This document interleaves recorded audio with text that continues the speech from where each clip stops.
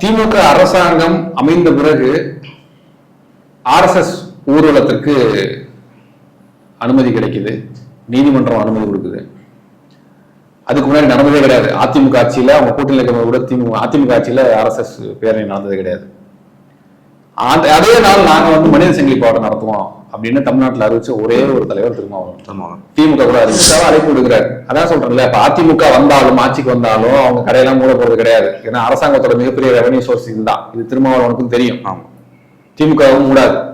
அதிமுக எதிர்கட்சியோட சாதியும் மத போதையும் ரொம்ப கொடியது. அதனாலதான் நாங்க பிஜேபியையும் பாமகவையும் கூப்பிடல அப்படின்னு திருமாவளவன் சொல்றாரு. சரி, ஓகே, கொங்கு சொல்ல கூப்பிட்டு வரேன் மாநாட்டுக்கு கூப்பிடல. அப்புறம் ஏன் ஓட்டு கேட்டீங்க? திமுக கூட்டணி இருந்ததுனால. அப்ப சாதி போதையோட மது போதை பெருசாயிடுச்சா? உங்களுக்குள்ள பல கொள்கை மக்கள் நல சார்ந்த மதுவுக்கு எதிராக ஒரு மாநாடாக இருந்துட்டு போட்டோம். ஆனால் அதுக்கு பின்னால் இருக்கக்கூடிய மிகப்பெரிய பிரதானமான காரணம் இது அரசியல் கூட்டணிகளை தீர்மானிக்கக்கூடிய ஒரு மாநாடு. டிஎன்டிவி தமிழ் ஊடகம், தனித்துவமான தமிழ் ஊடகம். டிஎன்டிவி நேயர்களுக்கு வணக்கம். இன்று நம்முடன் உரையாட இருப்பவர் ஊடகவியாளர், பத்திரிகையாளர் திரு அருண்மாணிக்கம் அவர்கள். வணக்கம் சார். வணக்கம். நல்லா இருக்கீங்களா? நல்லா இருக்கு சார். சமீபத்தில் பேசும் பொருளா இருக்கு அக்டோபர் 2 நடக்க போற மதுவிலக்கு மாநாடு. ஏன்னா திமுக கூட்டணி இருந்து கொண்டே கிட்டத்தட்ட ஒரு ஆளுங்கட்சிக்கு எதிரான மனநிலையில இந்த மாநாடு நடக்குது. அது எப்படி சார் பாக்குறீங்க? ஆளுங்கட்சிக்கு எதிராக நடக்கக்கூடிய மாநாடுன்னு எந்த இடத்துலயுமே திருமாவளவன் சொல்லல. இல்ல, முக்கியமா பார்க்க வேண்டிய விஷயம் என்னன்னா, திருமாவளவன் யார், எதற்காக இந்த மாநாடு நடத்துறாரு அப்படின்றத பார்க்கணும். திருமாவளவன் தமிழ்நாட்டில் ஒரு தவிர்க்க முடியாத அரசியல் தலைவர். திமுக அரசாங்கம் அமைந்த பிறகு ஆர்எஸ்எஸ் ஊர்வலத்திற்கு அனுமதி கிடைக்குது, நீதிமன்றம் அனுமதி கொடுக்குது. அதுக்கு முன்னாடி நடந்ததே கிடையாது. அதிமுக ஆட்சியில அவங்க கூட்டணியில் இருக்க கூட அதிமுக ஆட்சியில ஆர்எஸ்எஸ் பேரணி நடந்ததே கிடையாது. அதே நாள் நாங்க மனித சங்கிலி போராட்டம் நடத்துவோம் அப்படின்னு தமிழ்நாட்டில் அறிவிச்ச ஒரே ஒரு தலைவர் திருமாவளவன். திமுக கூட அறிவிக்கல. ஆரியத்துக்கு எதிராக பேசக்கூடிய கட்சி, திராவிடம் பேசக்கூடிய கட்சி, ஆர்எஸ்எஸ்க்கு எதிரான கட்சின்னு பேசுற திமுக கூட அந்த அறிவிப்பு செய்யல. மனித சங்கிலி போராட்டம் நடத்துவோம்னு சொன்னாங்க. அதுக்கப்புறமா ஆர்எஸ்எஸ் பின்வாங்கிட்டாங்க. ஸோ இந்த அவருடைய மொழியிலே சொல்றேன், சனாதனத்துக்கு எதிராக தமிழ்நாட்டில் இந்தியாவிலேயே வீரியமா செயல்படக்கூடிய, எதிராக செயல்படக்கூடிய கட்சிகளில் அரசியல் தலைவர்கள் திருமாவளவன் ரொம்ப முக்கியமானவர். அதுல மாற்றுக்கிறதே கிடையாது. திருமாவளவன் தன்னுடைய எந்த கூட்டணியில இருக்கிறாரோ அந்த கூட்டணி ஒரு முற்போக்கான கூட்டணின்ற ஒரு பிம்பம் கிடைக்கும். அப்போ எனக்கு 2019, 2021, 2024 எல்லா அந்த கூட்டணி அலைன்ஸ் மாறாம திமுக அப்படியே கொண்டுட்டு போயிட்டு இருக்காங்க. ஒரு வின்னிங் அலைன்ஸா இருக்கு. இப்ப எனக்கு என்ன கேள்வி அப்படின்னா, 2021 அதாவது திமுக ஆட்சிக்கு வந்த புதுசுல மரக்காணத்துல ஒரு கள்ளச்சாராய சாவு நடக்குது. மீனவர்களும் தலித்துகளும் இறந்து போறாங்க. அதுக்கு பிறகு 2024 தான் கள்ளக்குறிச்சி நடக்குது. நீங்க கள்ளச்சாராயத்துக்கு எதிராக மாநாடு நடத்திருக்கணும்னா மரக்காண இன்சிடென்ட் அப்பவே நடத்திருக்கணும். சரி, ஓகே, உங்களுக்கு இப்பதான் ஞான உதயம் பிறக்குது கள்ளக்குறிச்சியில நடந்ததுக்கு அப்புறம் தான். நீங்க அவங்க நடத்தக்கூடிய காலத்தை பாருங்களேன். 2024 தேர்தல் களம் சூடு பிடிக்க ஆரம்பிக்கிற நேரத்துல ஒரு மாநாடு நடத்துறாங்க. சரி, ஓகே, அந்த மாநாடு இது அரசுக்கு எதிரான மாநாடு அப்படின்னு கூட சொல்லல. இது மக்கள் நலன் சார்ந்த மாநாடு. ஆனா தேர்தல் கொள்கையில எங்கள்கிட்ட எந்த பிளவும் இல்லைங்கிறாரு. இது எப்படிப்பட்ட முரணா எடுத்துக்கிறது? நம்ம அன்புமணி ராமதாஸ் நான் கேட்கிறாரு, சாராய ஆலைகள் மூலம் ஆலைகள் வைத்து நடத்தி சாராயம் காய்ச்சறது யாரு அப்படின்னா டிஆர்பி ராஜா, ஜெகத் ரட்சகன் அப்படின்னு உங்க கூட்டணி கட்சியில் இருக்கக்கூடிய 2 எம்பிக்கள் வச்சு நடத்துறாங்க. அப்போ அரசாங்கத்தை வழிநடத்தக்கூடிய கட்சியில் இருக்கக்கூடிய எம்பிக்கள் 2 பேரு சாராய ஆலைகள் வச்சு நடத்தும் போது அதை கேட்க முடியலையே உங்களால? பிரச்சாரம் பண்ணிருக்காரு விசிகே தலைவர். என்ன அவங்களுக்கு ஆதரவா பிரச்சாரம் பண்ணிருக்காரு. பிரச்சாரம் பண்ணீங்களேன்னு அன்புமணி ராமதாஸ் கேட்கிறாரு. அப்பெல்லாம் சாராயம் பிரச்சனை உங்களுக்கு தோணலையா? இப்ப திடீர்னு சாராயம் இத்தனை வருஷமா கட்சி நடத்தி வந்துட்டு இருக்கிறீங்க, திடீர்னு சாராயம் உங்களுக்கு மக்களுடைய பிரச்சனையா தெரியுதா? இவ்வளவு நாள் சாராயத்தினால எவனுமே சாவலையா? இவ்வளவு நாள் கள்ளச்சாராயத்தினால யாருமே சாகலையா? இல்ல மது போதை பொருள் அப்படின்றது இங்க மக்களுக்கு எதிரானது அப்படின்றது உங்களுக்கு ஒரு பிரச்சனையாவே தெரியலையா? 2024 தான் உங்களுக்கு அது பிரச்சனையா தெரியுதா? அதுவும் அக்டோபர் மாசம், செப்டம்பர் 17 முன்னாடி அறிவிச்சார். அது முப்பெரும்விழா திமுக நடக்கும் பவள விழா. அதனால கவனம் அங்க போயிடும். இங்க நடத்தினா பெரிய அளவுல இம்பாக்ட் இருக்காது. ஒரு அக்டோபர் 2 காந்தி ஜெயந்தி அன்னைக்கு வைக்கிறாங்க. ஏன் இப்ப மட்டும் ஏன் உங்களுக்கு தோணுது? இதை நம்ம சாதாரணமா கடந்து வர முடியாது. இது வந்து மக்கள் நலன் சார்ந்த மாநாடுன்னு மட்டும் அவர் சுருக்குறாரு. சரி, மக்கள் நலன் சார்ந்த மாநாடு தானே, விருப்பப்படுறவங்களா வந்து கலந்துக்கங்கன்னு சொல்ல வேண்டியது தானே. ஆனா சில அதிமுக அது மாதிரி குறிப்பிட்ட கட்சிகள் அதிமுகன்னு சொல்றாருல்ல, அதிமுகவும் வந்து கலந்துக்கலாம். அதிமுகவும் மது ஒழிப்பு கொள்கையில் இருந்தவங்க தான். திமுக வந்து இன்னைக்கு அரசாங்கத்தை வழிநடத்தக்கூடிய கட்சி திமுக வந்து நீங்க ஏன் சார் நீங்க கூட்டணியில தானே இருக்கிறீங்க? அரசுக்கு எதிரான மாநாடு இல்ல, திமுக வந்து அந்த கட்சியில இருக்க 2 பேர் வந்து மது ஆலைகளை வச்சு நடத்துறாங்க, எங்க கொள்கைக்கு உடன்பாடாக இல்ல, 69 பேர் செத்து போயிட்டாங்க கள்ளக்குறிச்சியில, நாங்க கூட்டம் வந்து வெளில வரோம் சார், சாராயம் காட்சி விற்கிற கட்சியோட எங்களுக்கு வந்து கூட்டணி இல்ல சார்னு வெளில வரலாம்ல. அப்படி ஒரு கேள்வி வச்சா திமுக 2019 சொல்லியிருக்காங்க, 16 சொல்லியிருக்கிறாங்க, நாங்க வந்தா மது விலக்கை கொண்டுட்டு வருவோம் அப்படின்னு சொன்னாங்க. 2021 அந்த தேர்தல் இல்லைன்னு சொல்றாங்க திமுக காரங்க. அவங்க அப்படி சொல்றாங்க. இவர் என்ன ஜஸ்டிஃபை பண்றாரு? இவர் திமுக காரர் கிடையாது, விசிக காரர் தானே, விசிக தலைவர் தானே. என்ன சொல்லிருக்கோம்? 2016 நீங்க சொன்னீங்களே, 2016 தோத்து போயிட்டீங்க, 2019 சொன்னீங்க ஜெயிக்க வச்சோம், 39 MB ஜெயிக்க வச்சோம், 2021 நீங்க சொல்லவே இல்லை. அப்ப கொள்கை மாறிட்டீங்களா? கூட்டணி தர்மம் அதான். சரிப்பா, உங்க MP 2 MP காய்ச்சறாங்க, அது டாஸ்மாக் கொடுக்காதீங்க. டாஸ்மாக்கு உங்க 2 MP தயாரிக்கிற ஆலைகள்ல இருந்து கொள்முதல் பண்ணாதீங்க, உங்க கட்சிக்கு நல்ல பேர் வரும்ல. அப்ப உங்க கட்சிக்காரன் தயாரிக்கிற சரக்கை வந்து டாஸ்மாக் கொள்முதல் பண்ணிக்குது, 40% கொள்முதல் பண்ணுதுன்றாங்க. இப்ப எந்த விதத்துல இது கொள்கை கூட்டணி, எந்த விதத்துல இது ஒத்த கருத்துடைய கூட்டணி? வெறும் நம்பர்ஸ் தானே, வெறும் வாக்கு தானே, ஓட்டுக்காக மட்டும் தானே கூட்டணி இருக்கிறீங்க. மக்கள் அப்படித்தானே பார்ப்பாங்க. அப்ப யாரை ஏமாத்துற வேலை இது? அப்போ இது அரசியல் காய் நகர்த்தல்களுக்கான ஒரு மாநாடு அப்படின்ற மாதிரி தான் புரிஞ்சுக்க முடியுது. சும்மா போற போக்குல திருமாவளவன் வந்து சாதாரணமான தலைவர் கிடையாது, போற போக்குல அதிமுக வாங்கன்னு வாய் தவறிலாம் சொல்லல. அப்படிப்பட்ட ஒரு நேத்து கட்சி ஆரம்பிச்ச தலைவர்லாம் கிடையாது. அவர் அந்த வார்த்தையை சொல்றதுக்கு பின்னாடி 1000 அர்த்தங்கள் இருக்கு அப்படின்றது திமுகவுக்கும் தெரியும், அதிமுகவுக்கும் தெரியும்.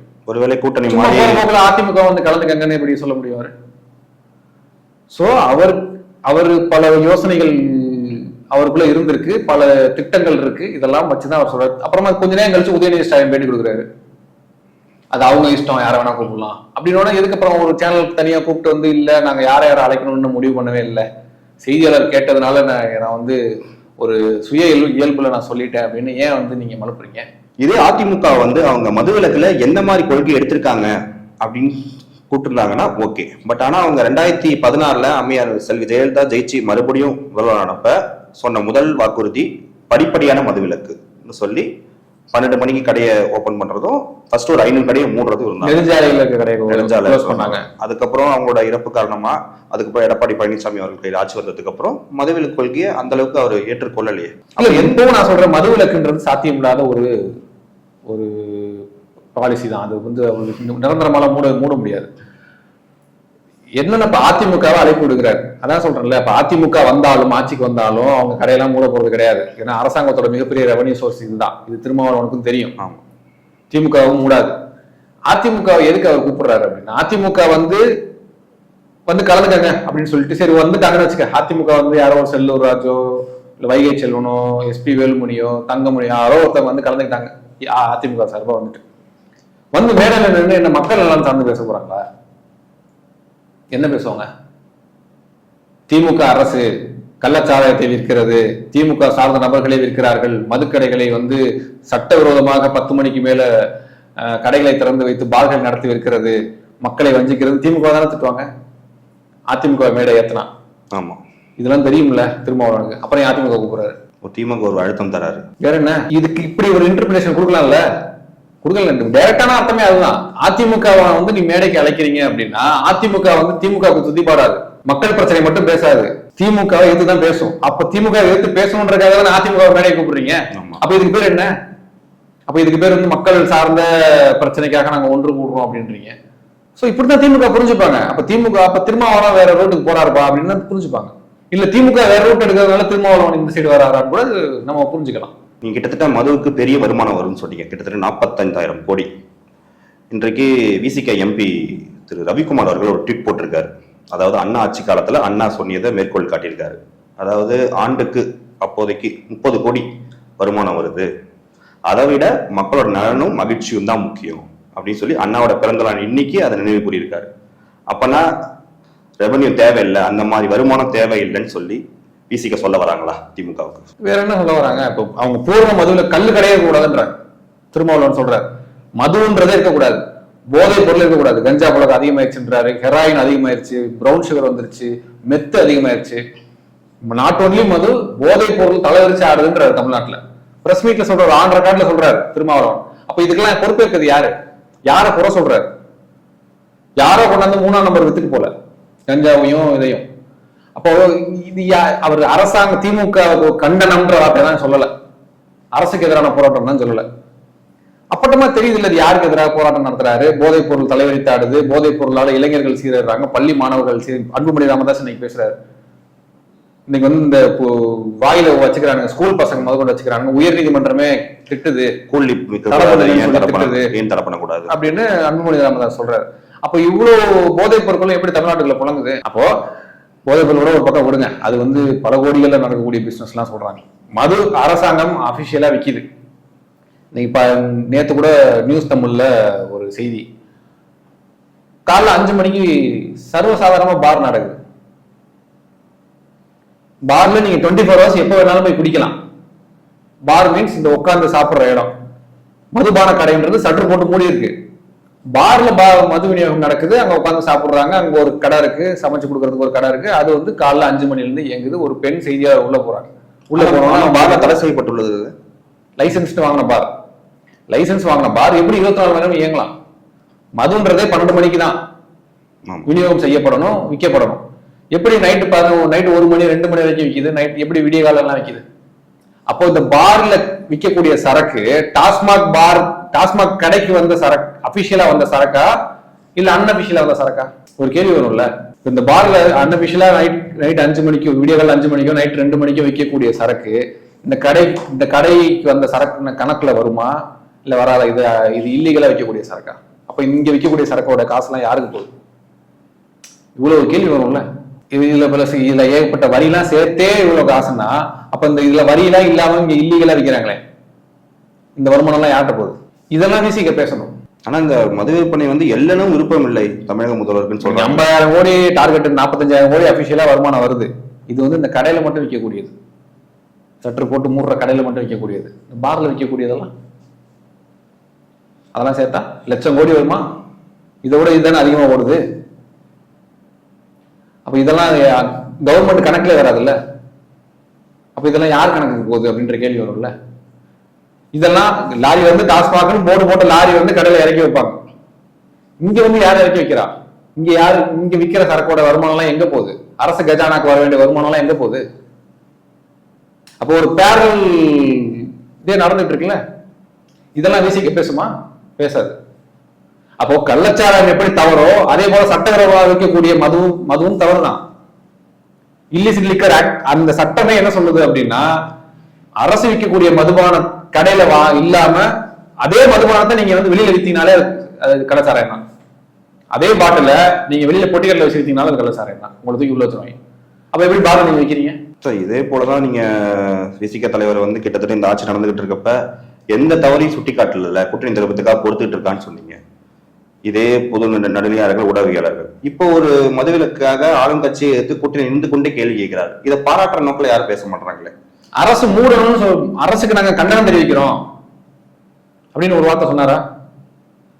திமுக அரசு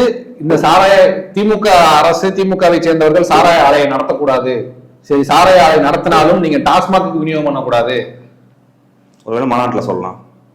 அக்டோபர் 2 பேசினா நான் அங்கதான் பேசுவேன், நடிச்சா ஹீரோ தான். அப்படி இருக்கக்கூடாதுல்ல. நீங்க கூட்டணியில் இருக்கிறதுக்காக உங்களுடைய கொடி ஏத்த உடல்ன்றதுக்காக நீங்க மாவட்ட ஆட்சியர் அலுவலகத்தை முற்றுகை நடத்துறீங்க, கண்டனம் தெரிவிக்கிறீங்க. காவல்துறைக்குள் காவிகள் புகுந்து விட்டார்கள், அதிகாரிகள் முதலமைச்சர் சொல்வதை கேட்கறது இல்லை. ஏன் பியூரோக்ராட்ஸ் மேலேயே குற்றச்சாட்டு வைக்கிறீங்க? அதிகாரிகளே நீங்க குற்றம் சுமத்துறீங்க. அதிகாரிகளை காவிமயமாயிட்டாங்க, போலீஸ் காவிமயமாயிட்டாங்கன்னு சொல்லி நீங்க அமைச்சர்கள் குற்றம் சாட்டுற கிடையாது. அதிகாரிகள் மட்டுமே நீங்க அக்யூஸ் பண்றீங்க, ஆட்சியாளர்கள் அக்யூஸ் பண்றதே இல்ல. மதுவிலக்க அதிகாரிகள் தன்னிச்சையா செயல்பட்டுருவாங்களா? இல்லப்பா விசிக கொடிலாம் இருக்கக்கூடாது அப்படின்னு அதிகாரிகள் எடுத்த முடியாது.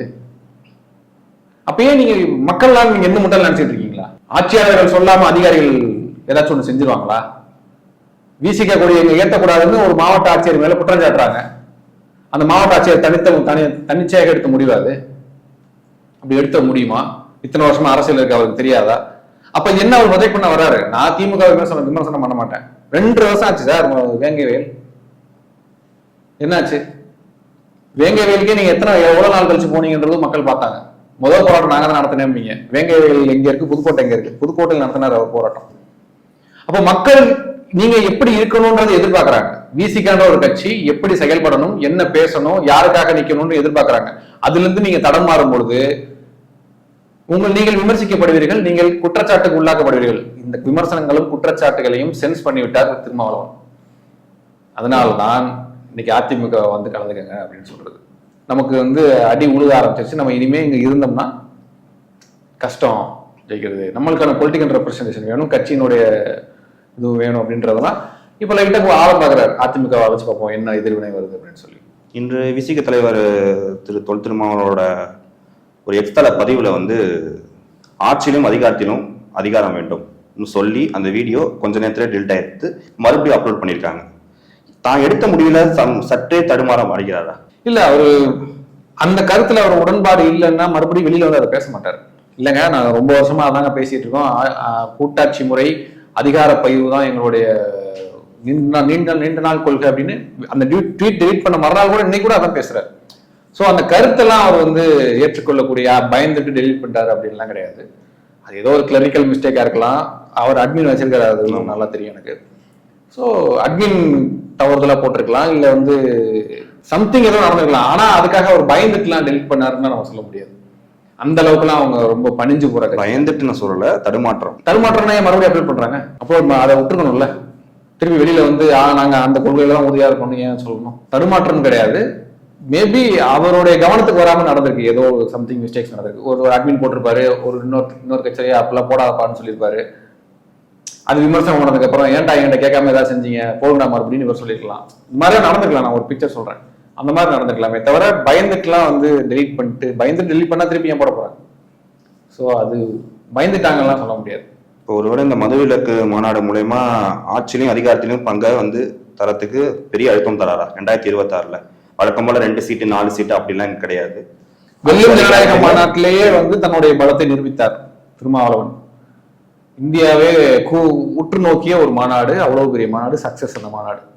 அந்த மாநாடு நடந்ததுக்கு அப்புறமே 2 சீட்டு தானே கொடுத்தாங்க. அவ்வளவு பெரிய கூட்டத்தை காங்கிரஸ் கட்சிகளை தமிழ்நாட்டில் கூட்ட முடியுமா? கூட்ட முடியாது. ஆனா காங்கிரஸுக்கு அதிக சீட்டு 2 சீட்டு கொடுத்தாங்க. தன்னுடைய பலத்தை நிரூபித்த பிறகும் இங்கேயும் அவருடைய பலத்தை நிரூபிப்பார். தன்னுடைய விசிகா இருக்கக்கூடிய பெண்கள் பலத்தை நிரூபிப்பார்.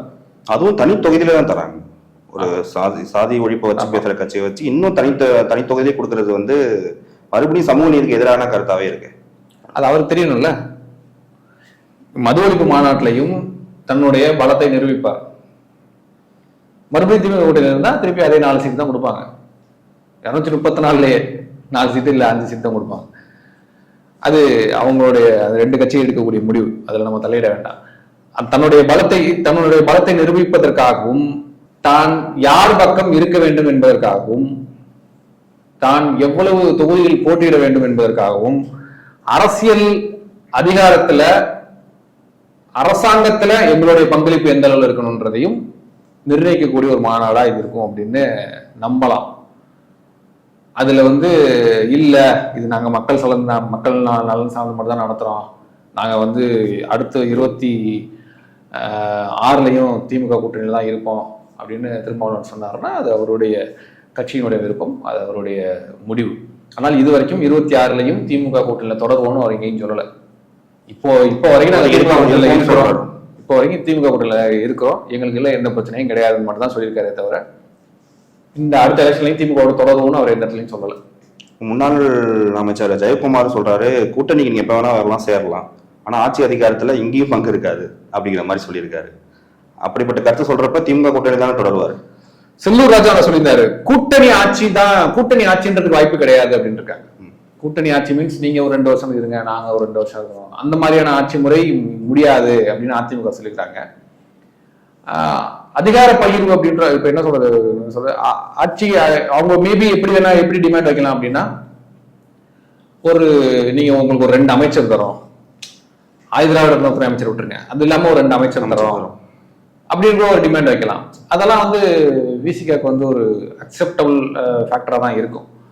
அந்த மாதிரி ஆஃபர்ஸ்லாம் அதிமுக கொடுக்க வாய்ப்புகள் இருக்கு அதிகமா, எனக்கு தெரிஞ்சு எடப்பாடி பழனிசாமி கொடுப்பாரு. ஸோ அதிமுக வைக்கக்கூடிய ஆஃபர்ஸை பொறுத்து தான் விசிகா, ஏன்னா அதை பேசியிருப்பாங்க, பேசாமல இல்லை. கோவை சத்தியம் சொல்றாரு ஒரு பேட்டியில, விசிகால இருந்து எங்க புரட்சி தலைவர் எடப்பாடி கிட்ட பேசலன்னு நினைக்கிறீங்களா? டெய்லி பேசிட்டு தான் இருக்கிறாங்க. யார் பேசுறாங்க என்ன பேசுறாங்கலாம் சொல்ல மாட்டேன் அப்படின்றாரு. அப்போ திரைமறைவில் பேசிட்டு தானே இருக்கிறாங்க. இங்க இருக்கக்கூடிய ஆன்டி இன்கம்பன்சி, திமுக அரசியல் இருக்கக்கூடிய விமர்சனங்கள், பலமுனை போட்டிகள், இதோட இம்பாக்டுகள், இதெல்லாம் என்ன எப்படி முடியும், எங்க போய் எதிரொலிக்கும் அப்படின்றதெல்லாம் பல வருஷத்துக்கு முன்னாடியே சென்ஸ் பண்ணிருப்பாரு திருமாவளவன். நாம் தமிழர் கட்சி சீமான் அவர்கள் சொல்றாரு, மதுவிலக்குக்கு ஆதரவா ஒரு பெரிய கூட்டணி அமைக்கலாமே விசிக தலைமையிலேயே, அப்படியே ஒரு கொள்கை அழைப்பை யாருக்கும் விடுக்க மாட்டான்னு கேட்டிருக்காரு. ஏன்னா பாமக, பாஜக அது போன்ற கட்சிகளும் மதுவிலக்கை வந்து சப்போர்ட் பண்றாங்க. அப்படி ஏற்படும் பட்சத்துல நீங்க திமுக எதிராக ஒரு பெரிய மெகா கூட்டணி ஏற்படுமே. ஆக்சுவலா இது நான் முன்னாடியே சொன்ன மாதிரி, இது வந்து அரசியலுக்காக நடத்தக்கூடிய ஒரு மாநாடு தான். அரசியல் மாநாடு தான் சொல்றேன். அரசியல் மாநாடு தான் இது. மதுவிலக்குக்காக நடத்தக்கூடிய மாநாடுனா, நீங்க வந்து மதுவுக்கு எதிராக போராடக்கூடிய எவ்வளவு பேர் இருக்காங்க தமிழ்நாட்டுல, அவங்களெல்லாம் நீங்க கூப்பிட்டுருக்கணும். சீமானையம் கூப்பிடல, அவர் கேட்கறது சரிதானே, சீமானையம் கூப்பிடல. தமிழக வெற்றி கழகத்தையும் அழைச்சிருக்காரு. பட் அழைச்சிட்டு என்ன சொன்னாருன்னா, 2024 திமுக தான் மறுபடியும் ஜெயிக்கும். உங்க கூட்டணி கட்சியில இருக்கக்கூடிய எம்பியான திருமதி கனிமொழி அவர்கள் இருக்காங்கல்ல, தமிழ்நாட்டில் இளம் விதவைகள் அதிகமா இருக்குன்னு பேசினவங்க தானே, மாநாட்டுக்கு கூப்பிடுங்க, நேரடி அழைப்பு விடுங்க, இளைஞரணி தலைவரை கூப்பிடுங்க, விளையாட்டுத்துறை அமைச்சரை கூப்பிடுங்க. மதுவினால் வந்து இளைஞர்கள் அதிக அளவில் விளையாட்டுல ஜொலிக்க முடியல, நீங்க வந்து பேசுங்க அப்படின்னு சொல்லி கூப்பிடுங்க. சீமானையங்குள்ள மதுவை விட சாதியும் மதமும் கொடியது, ரொம்ப போதை. இந்த மது போதையை விட சாதியும் மத போதையும் வந்து ரொம்ப கொடியது, அதனாலதான் நாங்க வந்து பிஜேபியையும் பாமகவையும் கூப்பிடல அப்படின்னு திருமாவளவன் சொல்றாரு. சரி, ஓகே, கொங்கு ஈஸ்வரனை கூப்பிட்டு வரேன் மாநாட்டுக்கு, கூப்பிடலங்க. அப்புறம் ஏன் ஓட்டு கேட்டீங்க? திமுக கூட்டணி இருந்ததுனால. அப்போ வந்து சாதி போதையோட மது போதை பெருசாயிடுச்சா? உங்களுக்குள்ள பல கொள்கை முரண் வச்சிருக்கிறீங்க. அந்த கொள்கை முரணை வச்சுட்டு நீங்க வந்து பாமக அப்படி இல்லைன்னா முடியலன்னு சொல்லிட்டு போங்க, கூப்பிட முடியாதுன்னு சொல்லிட்டு போங்க. அதுக்கு பல காரண இன்டர்பிரேஷன்லாம் சொல்லாதீங்க. மது போதையோட சாதியும் மத போதையும் வந்து கொடியது அப்படின்னா, அப்போ கொங்கு ஈஸ்வரன் வச்சிருக்கிறது சாதி கட்சி தானே? ஏன் கூட்டணி வச்சிருக்கீங்க? ஏன் அவருக்காக போய் ஓட்டு கேட்டீங்க? உங்க கட்சி துண்டை போட்டுக்கிட்டு உங்க கட்சிக்காரர் ஏன் வந்து அந்த கூட்டத்தில் போய் உட்கார்ந்து? இந்த டிஜிட்டல் யுகத்துல தமிழ்நாட்டு மக்களை யாரும் முட்டாளாக்கவே முடியாது, அது அவருக்கும் நல்லா தெரியும். நீங்க வந்து சும்மா வெளியில வந்து பேசலாம், பாமக எங்களை கூப்பிட விருப்பம் இல்லைங்க, எங்களுக்கு அவங்களுக்கு ஒத்து வராது. அவர் வரவேற்று தான் பேசியிருக்காரு. அவரு நீங்க கூப்பிட்டா முதல்ல கூப்பிடட்டும் அப்படின்றாரு ராமதாஸ், அன்புமணி ராமதாஸ் கூப்பிடட்டும் அப்படின்றாரு. நாங்க வந்து மதுவிலக்கு நாங்க PhD முடிச்சிருக்கோம், திருமாவளவன் LKG தான், பரவாயில்ல, இப்ப இவ்வளவு பேசுறாரு. மதுவிலக்கு வாங்க நம்ம எல்லாம் சேர்ந்து ஒன்னா மதுவுக்கு எதிராக போராடுவோம் அப்படின்னு நீங்க எங்கிட்ட வந்தீங்கன்னா சந்தோஷமா நான் ஒன்னா சேர்ந்து பணியாற்றலாமேன்னு அன்புமணி ராமதாஸ் சொல்றாரு. உங்களுக்கு பாமக பிடிக்கலன்னா பாமக நாங்க வரமாட்டாங்கன்னு சொல்லிட்டு போங்க. அதுக்கே நீங்க வந்து மதுவை விட சாதியும் மதமும் போதையானதுதான், மாற்று கருத்து கிடையாது. அப்படி ஒரு காரணத்தை ஏன் சொல்றீங்க? நீங்க அவங்களை கூப்பிட மாட்டோம்னு சொல்லிட்டு போயிட்டே இருக்க வேண்டியதானே? உங்க கூட்டணிக்குள்ளேயே, ஏன் இந்தியா கூட்டணிக்குள்ளேயே சிவசேனான்னு ஒரு மதவாத கட்சி இல்லையா? தமிழ்நாட்டுல திமுக கூட்டணியில வந்து கொங்கு ஈஸ்வரனோட கட்சி இல்லையா? அப்போ நீங்க சொல்ற வரையெல்லாம் இங்க வேகாது. உங்களுக்குள்ளேயே 1000 கருத்து முரண்கள் இருக்கு, கரெக்டுங்களா? நீங்க நடத்துறது வந்து அது உண்மையிலேயே மக்கள் நல சார்ந்து மதுவுக்கு எதிரான ஒரு மாநாடாவே இருந்துட்டு போட்டோம். ஆனால் அதுக்கு பின்னால் இருக்கக்கூடிய மிகப்பெரிய பிரதானமான காரணம் இது அரசியல் கூட்டணிகளை தீர்மானிக்கக்கூடிய ஒரு மாநாடு. அப்படிதான் மக்கள் அதை பார்ப்பாங்க. அரசியலை கூர்ந்து கவனிக்கக்கூடியவர்கள் அப்படிதான் பார்ப்பாங்க. இதுவரை எங்க கேள்விகளுக்கு உங்க கருத்துக்களை பதிலமைத்துக்கு ரொம்ப நன்றி. ரொம்ப நன்றி. TNTV தமிழ் ஊடகம், தனித்துவமான தமிழ் ஊடகம்.